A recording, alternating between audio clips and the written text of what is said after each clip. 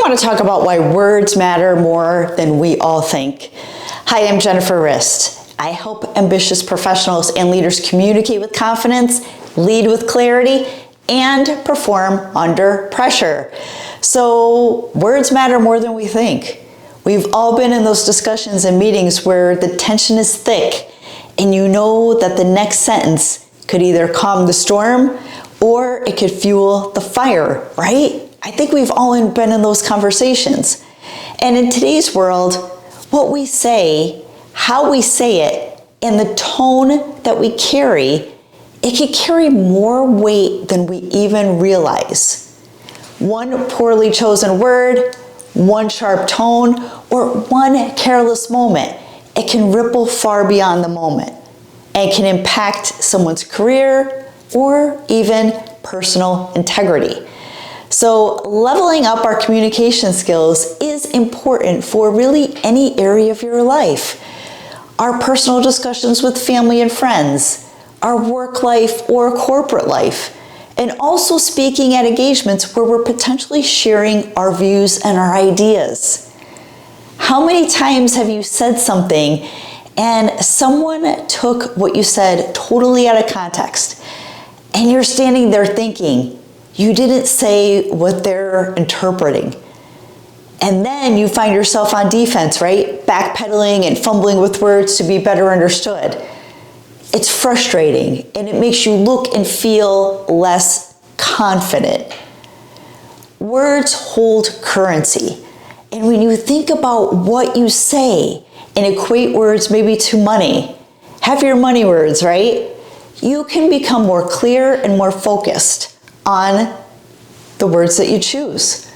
So with our current work environment and with many layoffs and restructuring activities that are happening, even at our best companies, it's more important than ever to become a great communicator for job retention and for career growth and for your confidence, right? Taking time to learn tactics to be concise and to the point, learning to negotiate in a firm yet calm manner, and learning how to deal with those individuals or situations where conflict exists is so important.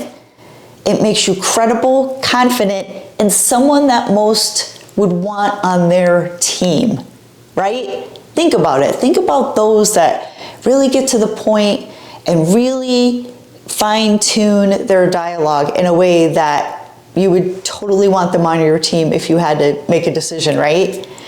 So why do your words, your tone, and your approach matter? Words shape perception. So research published in the Journal of Language and Social Psychology, it shows that people form impressions, those of credibility, those of warmth, and those of confidence within seconds based off of language choice. Check out my last video on the importance of first impressions, where there's science behind why someone can make a first impression within 1/10 of a second. I know that sounds crazy, right? And it's tough to change their perception after they have in their mind how they perceive you. So check that out. And tone. Tone can overweigh and outweigh all meaning. In fact, Dr. Albert Morabian's classic communication study found that 38% of how people interpret a message, it comes from their tone of voice, while only 7% comes from the actual words that they use. So that means how you say something often matters more than what you say. And conflict, that can escalate quickly, right? I think we've all been in situations like that where you might have a difficult conversation to have, but conflict and the heat rises fast. A CPP Global Human Capital report found that 85% of employees, they experience conflict at work, and 25% admit to avoiding it altogether. So we don't want to avoid conflict. We want to lean into it to get conflict gone and get it out of the way, right? Left unchecked, these conflicts can cost U.S. businesses over $300 billion a year in stress, turnover, and lost productivity, all because conflict can happen. People are afraid to speak up. People don't feel prepared and confident in often challenging situations.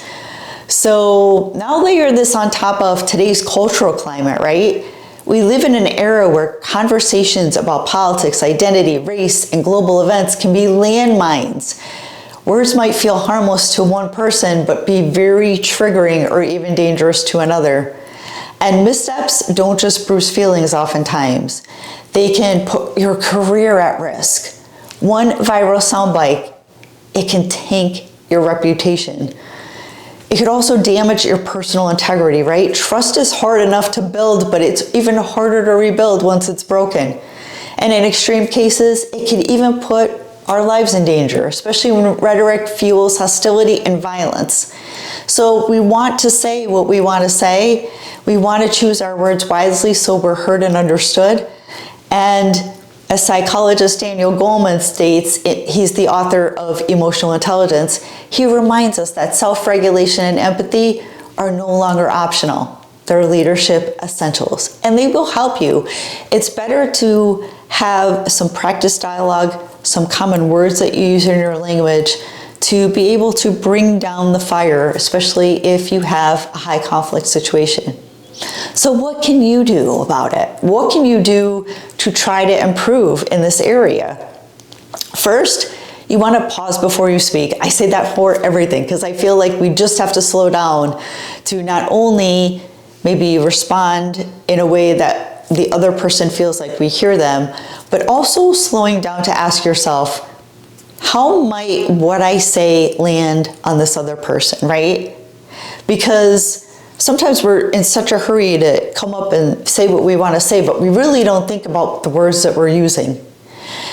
A second area is you want to use words that are impactful and tell your story. So take time to think through almost every word you use. Use it as currency, right? Saying less is actually more. So be concise. Use less words, but use words with more power. And watch your tone. If your words are neutral, but your delivery is sharp, people will feel the sting more than the message. And approach conflict strategically. Instead of reacting, aim at curiosity. Saying something like, help me understand your perspective. This can lower defenses and it opens up space for dialogue. So try being more curious and asking more questions, especially if you know you're walking into a room or with a situation where they don't necessarily like you, they're not on your side, or you have a difficult conversation to have. And respect triggers. You may not know what experiences others carry or what they might be going through in the moment, right? We all have stuff in our lives, right? We all have things, maybe it's family, an event, something bad happened. And although we're coming into an office environment or coming to work or meeting with a client, we can't bring all that baggage in, but we're still feeling it. So tread carefully on some sensitive topics because you don't always know what someone is going through that you don't know about and you can't necessarily pinpoint or see. So final thoughts here. In a world this complex, communication isn't just about clarity. It's about responsibility for ourselves in controlling what we can and also getting what we want out of discussions, right? So the more clear we are with what we say, the more concise that what we want to say, the better word choices we choose to bring power and strength and just being able to express ourselves can be the difference between getting where we need to go and making that discussion worthwhile to backpedaling, feeling less confident, ruminating, like making ourselves not feel like we're in the room or worthy of being there, right? So we want to make sure that we're using the right words, the right tone, and thinking through truly what we want to say.